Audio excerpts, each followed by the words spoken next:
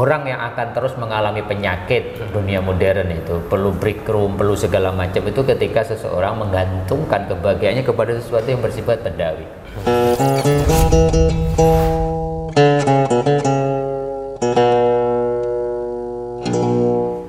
Assalamualaikum warahmatullahi wabarakatuh. Berjumpa kembali di channel Tauhid Cinta.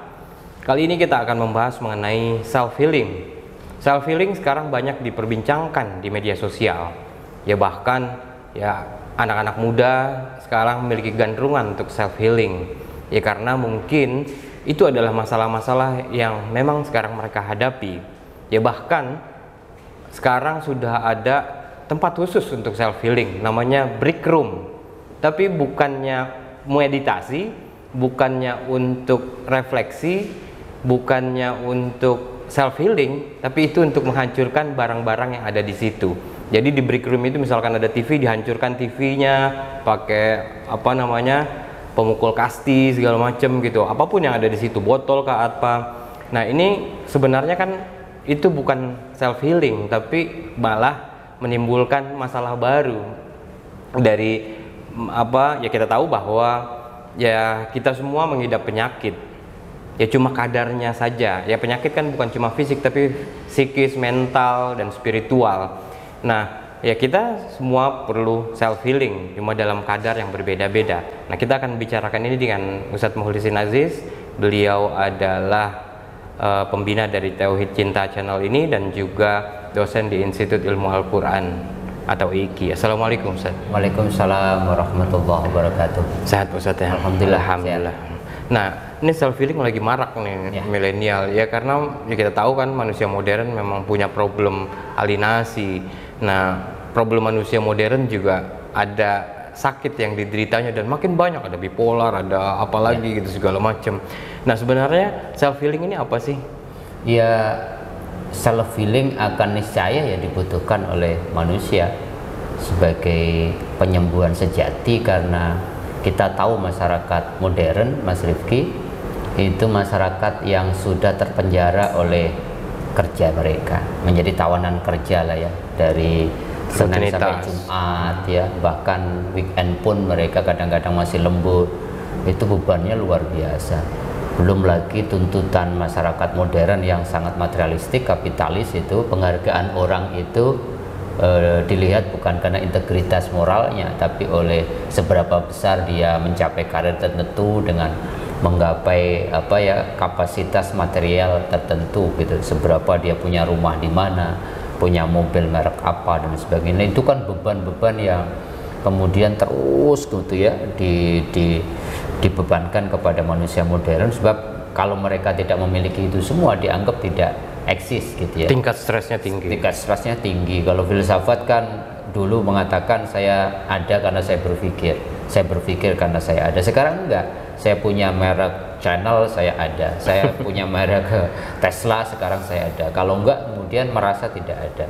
Jadi kalau keberadaan itu kemudian dicantolkan kepada sesuatu yang bersifat kebendawi, itu melelahkan karena akan terus berubah sehingga kira-kira manusia modern itu hopeless lah, kira-kira gagap menghadapi tuntutan dunia modern, sehingga lama-lama dia menjadi mesin produksi, Mas Rifki. Jadi dia tidak lagi manusia, padahal manusia itu menurut Sayyid Hasan Nashar, seorang sufi besar, mengatakan hakikat manusia itu rohaninya. Kalau rohaninya kemudian diganti dengan sesuatu yang bersifat fisikal, seberapa besar pencapaian fisik, pencapaian karir, pencapaian yang bersifat material tidak akan pernah gitu ya menenangkan mereka. Maka sakit itu betul ya, dalam kadar yang berbeda-beda. Satu klinik psikologi di Amerika itu menyebutnya hampir 80-90% yang datang itu punya penyakit satu, apa namanya, the hollow man, manusia kosong. Dikira dia udah mendapatkan semuanya tapi kosong. Apa yang kosong? Rohaninya. Padahal itu hakikat manusia. Maka self healing itu kemudian marak di mana-mana untuk tadi mengisi ruang-ruang kosong yang sejatinya itu kebutuhan fitrah manusia, dan itu tidak bisa ditolak, Mas Rifki. Semakin diabaikan, semakin didinai, itu semakin seruling bambunya itu terus bunyi apa? Menderita, menangis gitu. Sehingga sekarang kelas-kelas yoga itu marak. Untuk apa? Mengisi kekosongan itu. Kelas-kelas kursus mindfulness itu, berkesadaran penuh itu juga muncul. Meditasi, banyak retreat-retreat yang berhubungan dengan bagaimana mengenal diri. Itu niscaya tidak bisa ditolak, karena semakin itu diabaikan ya semakin menderita manusia. Karena apa? Kesejatian manusia, kebahagiaan sejati itu ketika dia menerima dan kemudian memberikan afirmasi yang pas dan sesungguhnya positif terhadap kebutuhan fitrahnya. Apa? Mengenal diri, mengenal Tuhan gitu. Oke, mengenal diri. Nah, kita kan tahu bahwa tadi saya sebutkan di awal ya, kita sebenarnya mengidap penyakit ya penyakit itu ya ada fisik, psikis, mental, spiritual gitu. Tapi kita sendiri nggak tahu nih kadang-kadang penyakit kita apa, apalagi healingnya gitu loh. Ya kadang-kadang kita nggak bisa mendeteksi sakit kita, malah kita healingnya apa yang kayak tadi itu break room itu. Sayangnya kita ini diajarkan sejak kecil terbiasa mengenali penyakit fisik ya. Kita batuk itu otomatis ke apotik atau ke toko obat udah tahu gitu. Tapi kita kemudian sholat nggak khusyuk, kemudian mudah marah-marah, iri, dengki, nggak sadar bahwa itu penyakit gitu ya. Sehingga problem-problem self healing itu bukan penyakit-penyakit fisik, Mas Rifki. Bahkan banyak kasus yang menyatakan, banyak pendapat yang mengatakan penyakit-penyakit fisik itu sesungguhnya berasal dari penyakit hati. Maka yang harus disembuhkan itu akarnya apa? Di hati gitu ya. Karena hati itu panglima. Kalau hatinya beres, beres semua kan. Yang disebut kolbu itu kan hadisnya jelas gitu ya, bahwa diri manusia itu ada satu gumpal darah. Kalau segumpal darah ini bagus, bagus semua. Kalau segumpal darah ini tidak bagus, tidak bagus semua. Nah, segumpal darah itu ala wahyal kolbu. Segumpal darah itu disebut hati. Nah, hati itu secara medis disebutnya segumpal darah itu jantung yang mempengaruhi betul ya keseluruhan seluruh aspek fisik. Tetapi kolbu itu adalah satu apa ya, latifah rohaniyah, sesuatu yang bersifat rohani, sesuatu yang bersifat lembut, dan itulah sumber segala aktivitas kita. Orang yang marah-marah itu hatinya yang sakit, Mas. Gitu. Jadi bukan ke break room kemudian melampiaskan kemarahannya, habis itu selesai besok ada letupan sedikit marah lagi, karena yang ditata adalah manajemen hati. Maka ilmu tasawuf menjadi penting di situ. Maka ilmu tasawuf itu ilmu untuk apa? Tazkiyatul qulub, bagaimana memanage hati, membersihkan hati agar bening, sehingga kalau hati sudah bening, itu ibaratnya hatinya segumpal darah tadi sudah sehat, sehat semuanya, otomatis tuh Mas Rifki. Jadi kalau hati sudah bening, hati sudah lembut, hati sudah salim ya, sudah damai, itu otomatis kata-kata santun, kemarahan bisa terjaga, menjadi pemaaf, menjadi ikut berbahagia di atas kebahagiaan orang lain, menjadikan kira-kira beginilah orang yang akan terus mengalami penyakit dunia modern itu perlu break room, perlu segala macam itu ketika seseorang menggantungkan kebahagiaannya kepada sesuatu yang bersifat benda-wi, sesuatu yang bersifat material. Sehingga kalau ini berubah-ubah, maka fluktuatif sekali kan manusia modern. Kadang sabar, tapi kadang-kadang di satu wawancara meledak gitu ya. Kadang-kadang persoalan kecil, kan banyak kasus hari ini di media sosial itu gara-gara persoalan sepele 2.000, 5.000 nyawa melayang ya. Kemudian anak kemudian dibunuh oleh ibunya, ibunya dibunuh oleh anaknya. Itu kan problemnya bukan problem pembunuhannya, bukan problem tawurannya, tapi problem hati. Dan itulah sebenarnya penyakit manusia modern hari ini yang kemudian banyak disadari sekarang, bukan hanya milenial, mindfulness, meditasi itu dibutuhkan semua orang. Bahkan di negara barat sana gereja-gereja ditinggalin, banyak dijual, tetapi kemudian spirituality ya, semua mereka ikut kelas yoga, kelas meditasi, kelas retreat yang kemudian oh ternyata kebahagiaan sejati itu ketika kita mengenal diri kita. Dengan mengenal diri kita kemudian kita bisa menerima dengan tulus diri kita dengan segala problem yang memang manusia kan, ketidaksempurnaannya. Dengan mengenal diri kita, kita mengenal Sang Pencipta, mengenal Tuhan, sehingga hidup itu penuh syukur, hidupnya momen per momen itu present gitu ya. Bayangin living present itu betapa indahnya. The Power of No itu sekarang ditulis, dan Eckhart Tolle itu luar biasa berseri kan bukunya, dan itu jadi tren global. Karena apa? Memang kunci dari kebahagiaan itu bersama Tuhan setiap saat, living present. Present itu apa sih? Hadiah. Bagaimana mungkin seseorang dikasih hadiah sedih? Cuman kan kita presentnya itu fluktuatif gitu. 24 jam berapa presentnya gitu ya. Sholat aja kadang-kadang nggak present ya. Bagaimana mungkin kemudian kalau kita nggak present, tidak di masa sekarang, pilihannya apa? Di masa lalu, kita terjebak di masa lalu yang terus menerus membuat kita kesedihannya terus kita bawa gitu. Diputusinya 3 tahun yang lalu, sampai sekarang masih nggak bisa move on, belum bisa move on. Atau kemudian pilihannya kita di masa depan, terlalu khawatir masa depan, yang akibatnya adalah mengkhawatirkan. Banyak orang sekarang lahir anaknya sudah sedih gitu, sudah khawatir, apa mikirin ini kuliahnya gimana, ini baru lahir. Padahal kalau di setiap momen kemudian kita hadir penuh dengan diri kita, mindfulness, itu bersyukur, itu bahagia. Kita duduk sekarang lagi ngobrol, enggak kemudian mikirin masa lalu, enggak mikirin habis ini kita ngapain. Luar biasa betapa indahnya. Begitu juga dalam konteks ketika kita sholat, kata full mindfulness, bukan hanya mindfulness ya, hati kita hadir, pikiran kita hadir, gerakan kita hadir. Makan pun gitu, seringkali kita makan gitu nggak hadir, nggak mindfulness di situ, sehingga kemudian makan tidak menjadi bagian dari rasa syukur. Padahal kalau makan kan kita diajarkan gitu, berdoa dulu, ini bagian dari anugerah Tuhan. Masak pun ya, kalau dengan mindfulness, dengan kehadiran penuh, itu indah semuanya.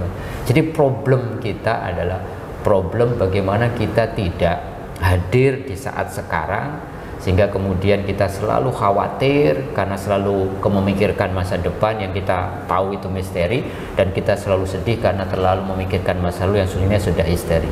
Kalau mau bahagia, hiduplah di saat sekarang, sehingga kemudian kita penuh hadirnya. Ketika kita makan penuh gitu ya, angkat tangan, lisan kita hadir, kemudian mengucapnya hadir di setiap kunyahan itu hadir, di situ ada penuh rasa syukur, itu nggak ada problem sesungguhnya. Oke, menarik ya, living present, mindfulness, kehadiran penuh.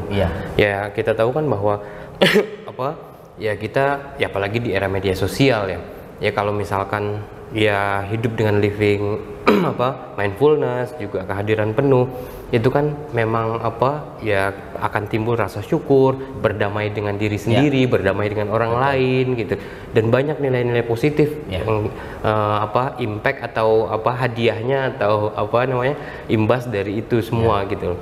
Ya tapi kan kalau kita dilihat di media sosial, mereka tuh nggak living living present, nggak mindfulness. Karena misalkan mereka ngelihat kadang-kadang orang posting dengan mobil barunya, aduh, dia merasa bahwa pencapaian saya belum sampai ke situ. Ada orang lagi makan di Bali gitu misalkan, atau di luar negeri, kok saya belum pernah ke luar negeri ya.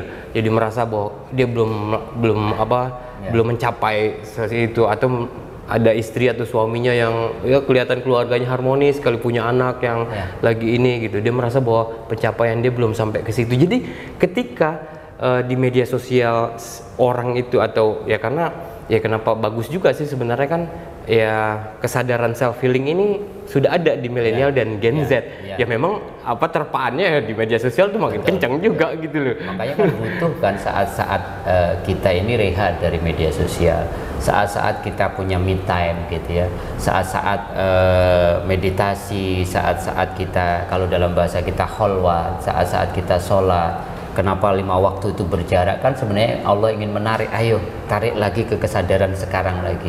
Nanti kamu punya energi sholat duhur untuk menyapa dunia sampai sholat asar. Tidak terseret lagi kepada tadi apa yang Mas Rifki ceritakan itu kan, orang menggantungkan kebahagiaannya kepada sesuatu yang bersifat fisikal, kebendaan, dan itu nggak ada habisnya. Baru bahagia gitu ya. Ya Allah, terima kasih, rasa syukur telah engkau berikan begitu banyak karunia. Ngeliat media sosial orang posting baru beli rumah baru, beli mobil baru, kayaknya saya nggak bahagia ya.